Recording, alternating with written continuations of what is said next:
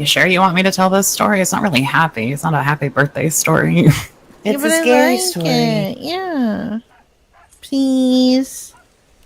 Okay. Yay! Sure. How does it start again? Well, just for those of you who don't know, if you look over at the big corral to our right, every so often, you'll see a woman at night walking through the corral towards the woods and the water fountain. And just ignore the wolves that are back there. Those aren't part of the story. Yeah, no, don't look at them. Just focus on Suzanna. I mean, they kind of are, actually, but... Well, yeah, but anyway, Suzanna is her name. Yes, affectionately named by the previous owners of this place a long time ago. Correct. She used to live here. And that's where our story begins.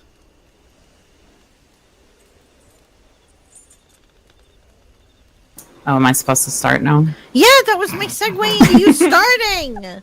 It was perfect! Why didn't you start? Sorry, I'm trying not to smile. It ruins the delivery. Finley! Alright.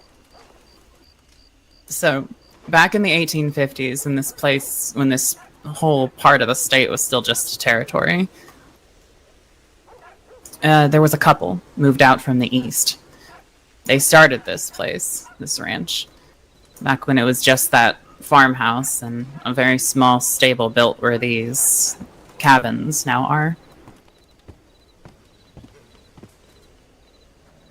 The couple moved out here with some wagon trains.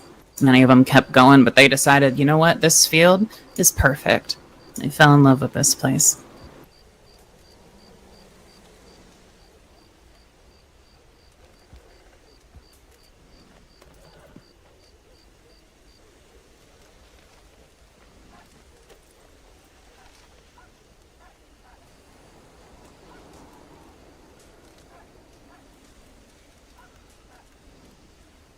If you're talking, we can't hear you. Sorry. I thought it was just a pause for dramatic suspense. No, I was coughing. I was Oh, coughing. Sorry, it's okay. There, that might help.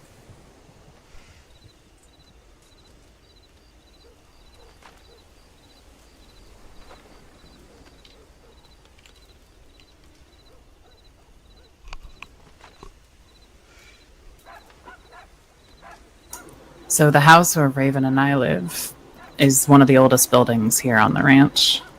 And sometimes when you're up late at night, you can still hear her crying. That ghost. You're walking around in the garden, and sometimes you think it's a cat of some kind, but no, you hear a woman crying, and I think it's Raven, and it's just... You go out there and nothing's there at all.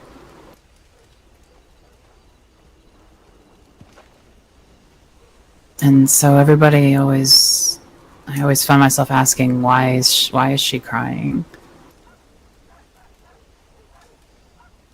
But the old story is that they came out here trying to start a new life together.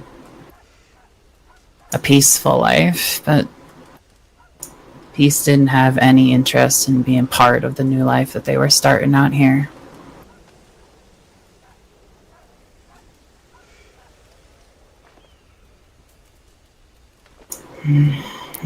A few years after they moved out here, the war started, and Susanna's husband had to go off and fight.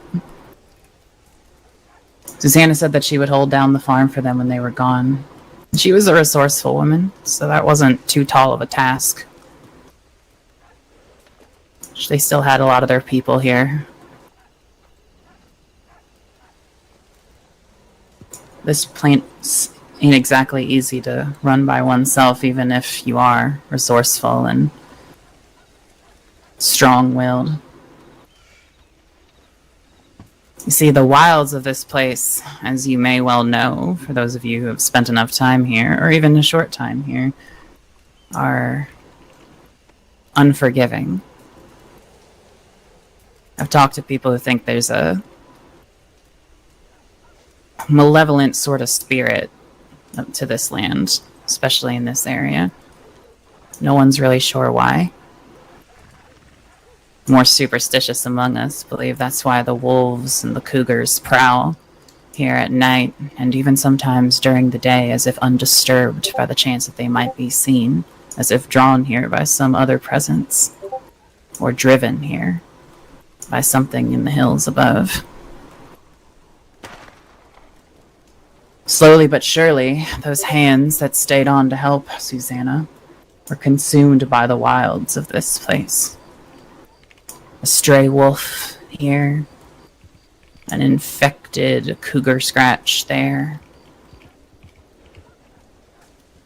or just plain disappearing up into the woods, cabins empty by morning.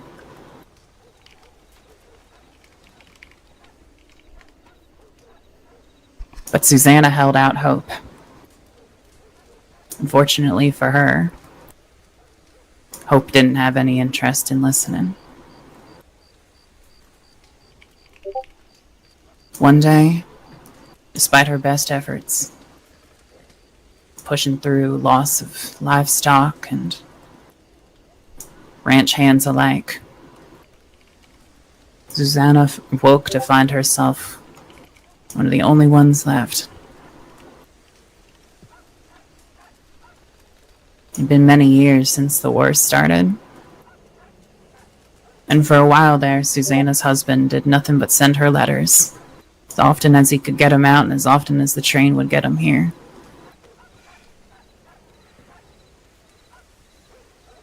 About 2 years into the war, those letters stopped. And still she held out hope.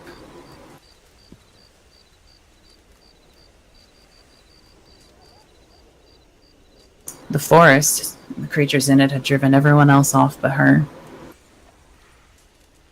The people passing by in wagons and on their horses could hear her crying in the garden from sunrise to sunset.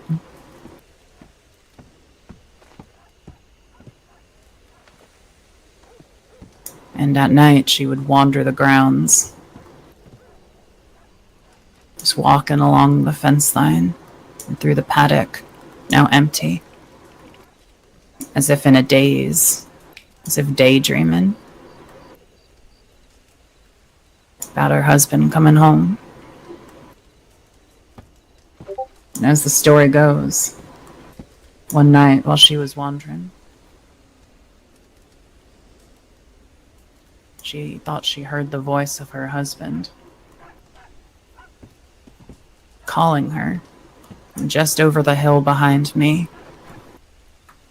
in the direction of the hills and the tall trees.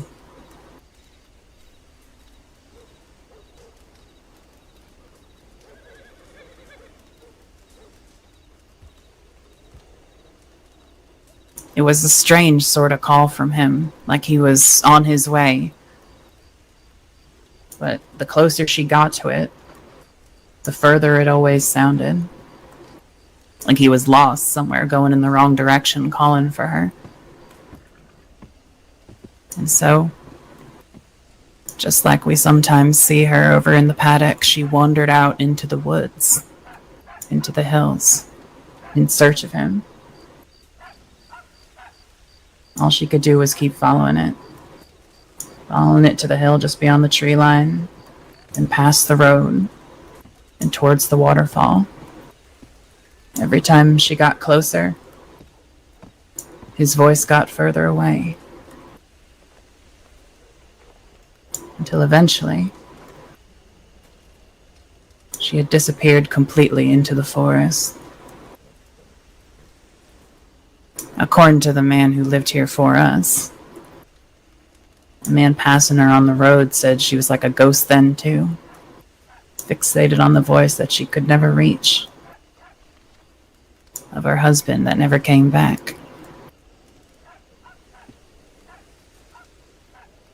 And of course, she never came back either.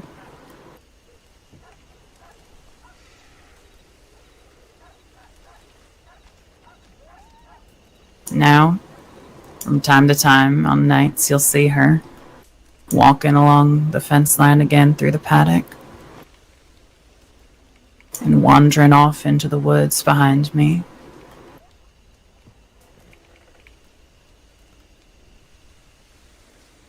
Sometimes many nights in a row.